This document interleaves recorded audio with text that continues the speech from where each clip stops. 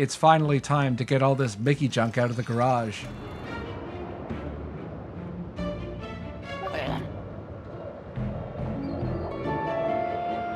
I love that this guy's name is Jack Trade. I mean, the guy who was running the crane was named Decker, so yeah, all them card puns. It's those real sleight of hand references. I don't think that one really cut it. Stop being such a dick. We're dealing the jokes from the bottom tonight, folks. Anyway, these are the card guards from Through the Mirror.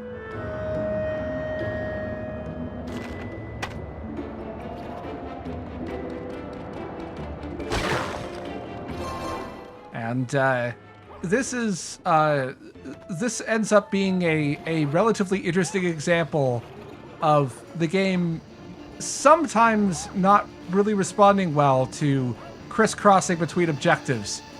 Now we have to open that door, and there are a few ways to do that. And the way that I tried to do was to paint in the 3 TVs that are around the area, but as you'll see in a minute, things did not quite go to plan. Wait, they had Mickey-themed playground toys? Yeah. I'm sure they existed at some point. What about that Mickey anvil that you jumped on top of to get here? Oh, that was unlicensed.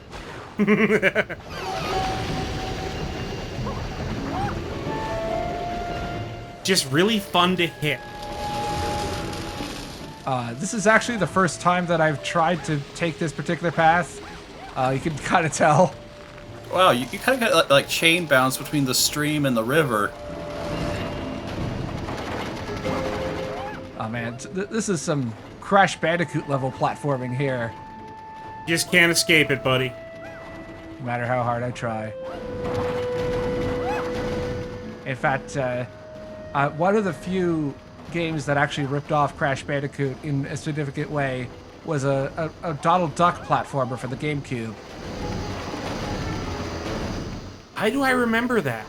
Actually, it might have been the Nintendo 64 version that was the Crash Bandicoot ripoff, but one of those two. I really don't remember there being a Donald Duck platformer on that generation of consoles. I mean, I'm not going to say that you're wrong. Like, you're probably right. I just... For some reason, I remember the Game Boy Advance version of that particular game, but not the others. Anyway, that's a clock. Slows down time when you paint it in. Pretty self-explanatory. Now, it's around this time that things really start to go wrong. As I figured these enemies were annoying me. I'm gonna paint them in. The thing is that one of the alternate ways to open the door is to deal with the enemies, and the game considers them dealt with either paint or thinner. And it's at this point the enemies start to fight amongst themselves. Oh, no. Meanwhile, I'm trying to complete the other objective, and I turned that Sploosh friendly, which means that it will explode whenever it sees any of the spatters that haven't been befriended. Oh, no. I can already tell how this is going to go very wrong. Yeah, this turned out to be a clusterfuck. Yeah, exactly.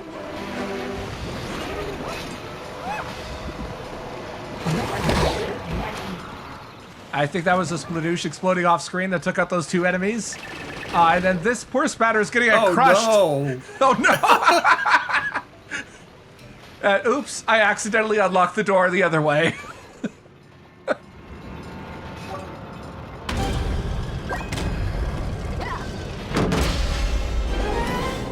Yeah, I totally meant to do that. Thanks. So, what's going to happen now? Well, I mean, you can still complete the other objective. It's just not going to do anything. Was that the good solution, or...? No, the thinner solution is to deal with the enemies. Even if you use paint to do it, it's still considered the well, not evil path, but anyway, the other TV is over here, and the platform right next to the TV is interesting because, well, I mentioned before that there are several real video games that are included among the merchandise in Mickey Jug Mountain. But the platform over here is actually a very interesting exception. It is a Disney video game. However, it is actually a Flash game on Disney's website called Minnie's Dinner Party that has been fancied up and made to look like a Super Nintendo cartridge. Wow.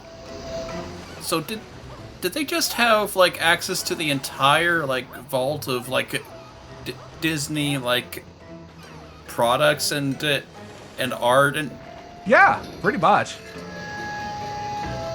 Everything but Song of the South. it just amazes me like how much they were given carte blanche to you to work with here. Yeah, this was a really weird period in Disney's history. Like probably the period in between Michael Eisner resigning in like 2004, 2005, up until the release of Frozen. You got that 10-year period where Disney was really just doing whatever the hell it wanted because they were all losing money and no one cared. Or perhaps I should say the people who cut the checks didn't care, and the artists who wanted to do interesting things did care. Anyway, let's look over at this auspicious-looking texture. That is another real bit of merchandise. I think it was a short film that was then released on VHS. That's the VHS cover. But I don't know, kind of looks out of place. Mickey Mouse's Happy Birthday. Oh. So there's a tradition in Warren Spector games that there's always a hidden basketball court. This is the hidden basketball court. And there's even a hidden piece of concept art if we go through the hoop.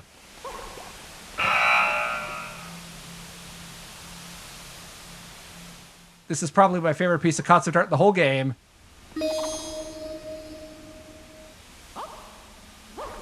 Masterful. Wow. By You Chase. can make the whole game off of that. They did.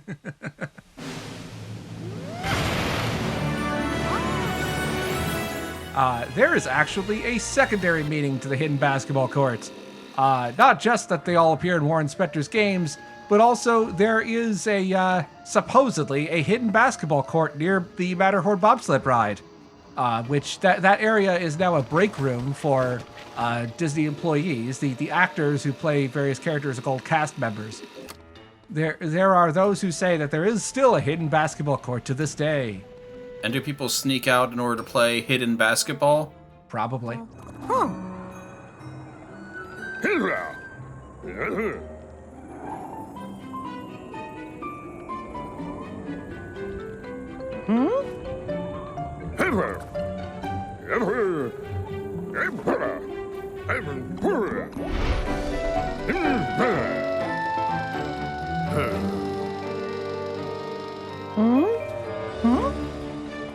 You did.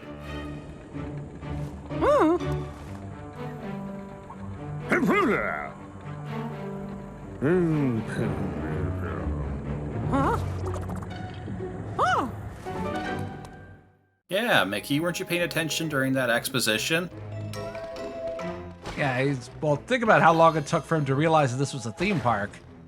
Anyway, we've got a long climb ahead of us, so I figured I would take this time to dig a little deeper into the history of Oswald the Lucky Rabbit, because his story is a tragic but interesting one. Created in 1927, Oswald the Lucky Rabbit was the first popular cartoon character from Walt Disney Studio, founded by Disney and his longtime creative partner, Ub Iwerks. After the success of the Oswald short Trolley Troubles, Disney and Universal Studios signed a contract to produce more cartoons through 1928. To make a long story short, Disney, his studio's producer Charles Mintz, and Universal producer Walter Lantz couldn't agree on profit splits for a renewed contract, so Disney and Iwerks left to do their own thing. Who knows whatever happened to them. The rights to Oswald transferred to Universal, with Mintz producing Oswald shorts until he too was ousted. Universal produced Oswald theatrical shorts into the 50s, complete with some questionable redesigns. There were also 2 comic book runs that ran until 1963, where, for some unknown reason, the name Oswald just wasn't cool anymore. I can't imagine why. After that, Universal left the character out to dry, with some token cameos and not much else. Fast forward to 2003. When Buena Vista Games pitched an Oswald video game to then Disney president Bob Iger, but they didn't have the rights, so Iger went to Universal and started negotiating. In what is likely the most famous part of this story, Disney eventually reacquired the rights to Oswald in exchange for the contract of legendary sports broadcaster Al Michaels, who was sent from Disney's ABC to Universal's NBC. And he hits the upright again! That's impossible! That video game never got off the ground, but a few years later, Oswald would be formally reintroduced to the public in this very game, Epic Mickey. There have been rumors for years about an Oswald animated series on Disney+, but as of this writing, its status is still unknown. Well, I am sure you found that both interesting and informative. Oh yeah, we saw all of it. That thing. Definitely. I feel educated. I understand why the backwards long jump is important now.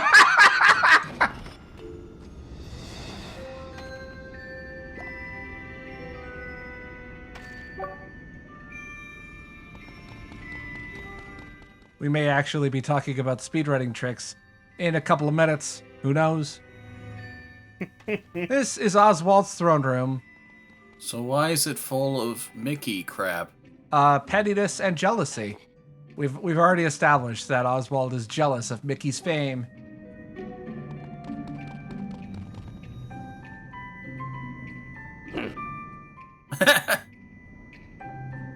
I love it when some of the minor NPCs' dialogue changes depending on whether you've been using paint or thinner. Oh, and here I just thought that the reliable source was,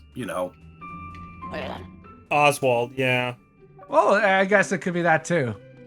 It's up to interpretation, the subtlety of this game's writing.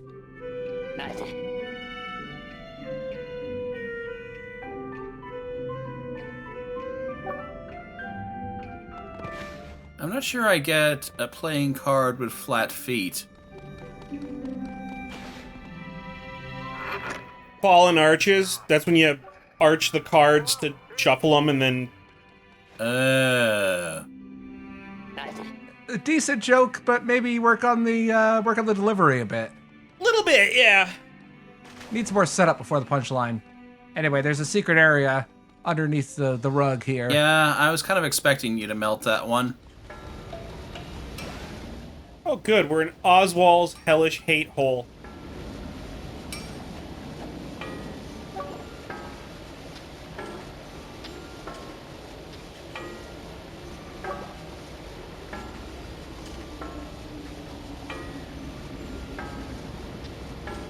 Now, we're actually going to say no to this. I want you to remember this for about, let's say, 15 to 20 videos from now. Okay. Interesting. Anyway, we'll come back later. So they're hiding an entire optional area behind a moral choice. Yep.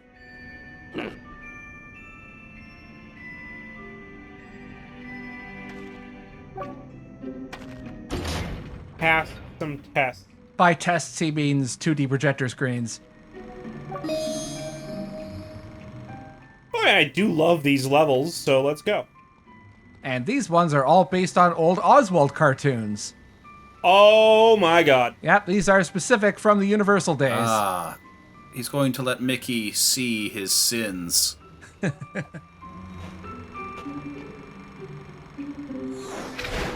So, Trolley Troubles. This one's actually kind of an auto-scroller. It's probably one of two 2D levels in this game that are auto-scrollers. We're gonna ride the trolley. Trolley Troubles was the second Oswald short to be produced, but it was the first to be released, because the first one, I believe it was called Poor Papa, was rejected by Universal. They didn't think it was high quality enough. They ended up releasing it a year later. But Trolley Troubles was the public's first introduction to Oswald. One thing I noticed, like, in that little bit of stuff that you showed us was, wasn't part of the reason for, like, Oswald initially being rejected was that, like, he looked too old or something? Like, it said something about that? It was entirely due to contract disputes. Universal owned the character, and they held on to it. And so Walt Disney and iWorks decided to create a character that they could actually own. and that's where Mickey Mouse came from. However, we're not done with this level yet, because while it is technically an auto-scroller, there is a speedrunning strategy for it. This is what I found. It's quite difficult to do. So we're just going to ignore the trolley. That's supposed to be Clarabelle Cow, by the way. An early version of her. A very good likeness. So you got to jump right around here, and then use the game's coyote physics to jump over here. Everyone in the speedrunning community has like different strategies for exactly how to line this up. I use like the third wicket on that fence, and even then it's not entirely consistent because you've got to make that second jump over there. Looks like a little bit of Donkey Kong physics there, like you were actually like leaping off the air. Yeah. Yep, it's coyote hang time.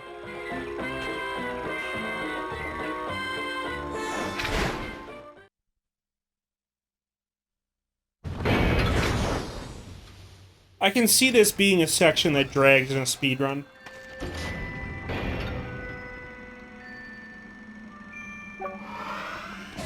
That was terrible. An awful pun here. Oh no.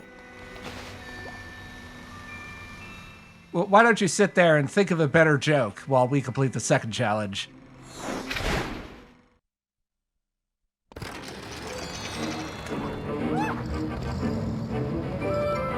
So this is Great Guns, another Oswald short.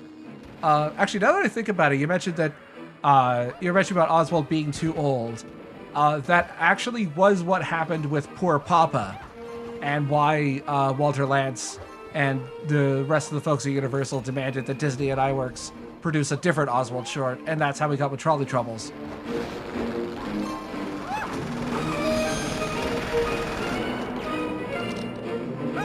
Is this old enough to be a World War I reference? Yeah, this was produced in the 20s, so between World Wars I and II. Yeah, tanks versus old-timey cannons. God, I love those tanks. And that right there is a physics quirk that sometimes happens. I still don't quite understand why every so often, if you jump at a specific angle, this happens in both 2D and 3D, that all of Mickey's horizontal momentum just instantly dies. And I don't know why it happens. But it's easy enough to counter. You just let go of the analog stick and then press it another direction. But but I never really was able to figure out exactly what caused it. Glad I got it on camera at least. Honestly, I wouldn't have even noticed if you hadn't pointed it out.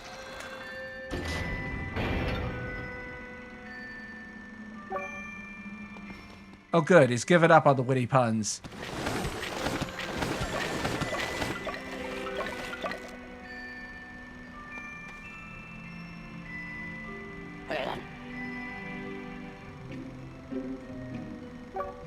Okay, you know what? Never mind. You're getting the thinner.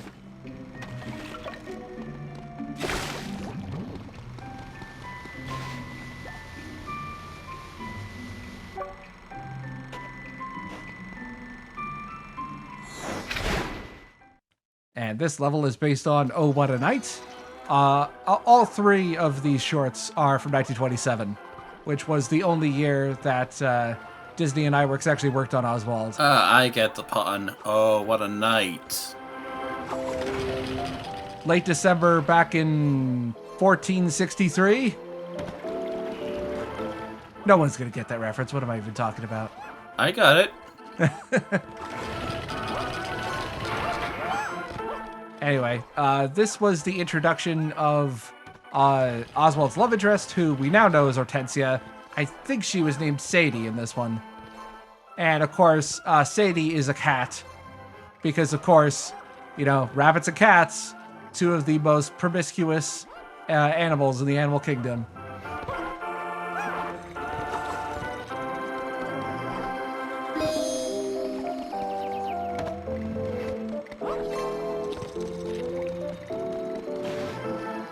I have trouble believing that only Oswald could have cleared that, to be honest. Well, it's what everyone else tells him. It's like that one time that Kim Jong-un won all the gold medals at the Olympics one year.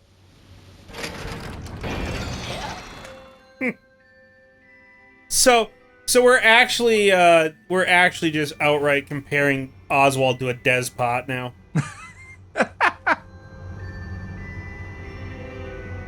Well, back when the early concept art leaked, the V board on 4chan had a lot of fun imagining Oswald as like a twisted version of Liquid Snake.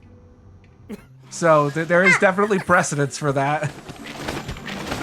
I believe there was a lot of fan art with the refrain "Kill the mouse, take his house." I'll have to post some of that. As much as I like to berate people who thought it was going to be an edgelord game, I mean, some of the fan art that came out of that period was pretty good. Some of this is still pretty edgy. Like make no mistake, some of this is a little dark, a little brooding. Oh, man. I'm imagining some kind of like a Liquid Snake speech. It's like, you're fine. You got all the dominant shorts. Here's Oswald. I also like that the TV on his throne is playing Steamboat Willie.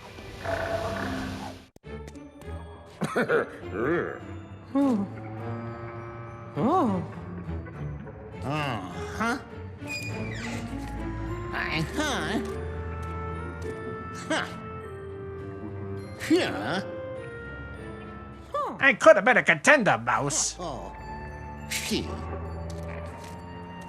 Hey, aha. I'm trying. Hey,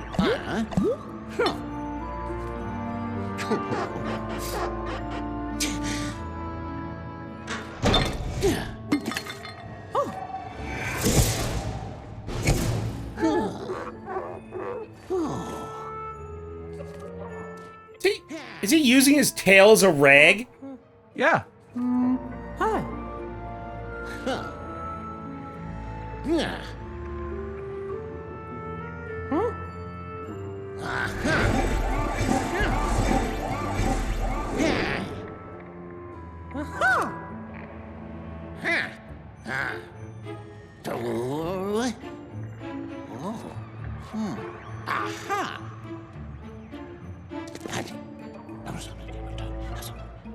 Whoa. Slow down, Oswald. Come on, we can't introduce so many concepts at once. The kids aren't going to follow it. Interesting. So a forgotten character can become popular again if they can steal someone else's heart. Of course, they won't be able to maintain it if they can't keep up the goodwill with the public, but still, that's the basic idea behind this. So at what point will somebody just try to, like, Kali Ma Mickey? Well, I mean, that's kind of what happened in the opening cutscene with that plunger. It's true. Yeah, the Mad Doctor was trying to perform some open heart surgery and steal Mickey's heart. Right, but you just kind of like punch right through there. Well, I mean, Mickey's made of tune, so unless you had thinner, Which they do. then you wouldn't be able to go through. Well, I mean, Mickey's got thinner. Who else do we know aside from Oswald who's got the little bottle of thinner? I mean, we don't really know the economics of this thing. Paint does seem to be a pretty rare resource given how broken everything is. True. I mean, there are just like these big like rivers of thinner. Like maybe somebody else can just find an empty bottle. Yeah, I suppose. So I guess we kind of have a plan for Mickey to, I don't know, to give Oswald his heart, to share it in some way. I don't know. We'll have to figure out the details later on. But next up, we're going to return to Mean Street, do some more side quests, and then we will visit Tomorrow City. So how close are we to the fist fight on top of Metal Gear? That's the third area. Okay. Lucky rabbit, that lucky Oswald rabbit, nicest rabbit that you ever knew. Lucky